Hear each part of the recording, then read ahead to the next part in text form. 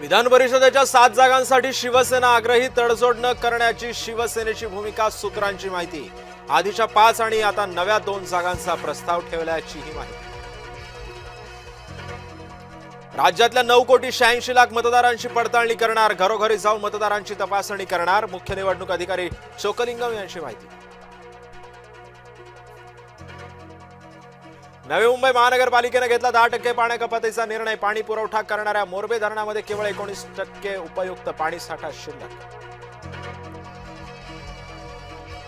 वांद्र्यामधल्या अनधिकृत झोपड्या निष्कासित, पुन्हा अतिक्रमण होऊ नये यासाठी संरक्षण कठडे, तर अतिक्रमणावर प्रशासनाचं बारीक लक्ष.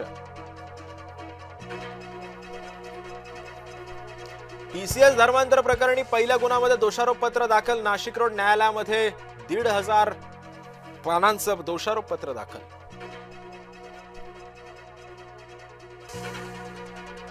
नीट पेपर फुटी प्रकरणामध्ये आणखी एक प्राध्यापिका अटकेत. पुण्यातून प्राध्यापिका मनीषा हवालदार ताब्यात. भौतिकशास्त्राचे पेपर फोडल्याचा त्यांच्यावर होता ठपका. पेट्रोल डिझेलची साठेबाजी करू नका, मुख्यमंत्री फडणवीसांचं जनतेला आवाहन. 15 ऑगस्ट नंतर आम्ही वेळ देणार नाही, तोपर्यंत मराठी यायलाच हवं, परिवहन मंत्री प्रताप सरनाईकांचं वक्तव्य.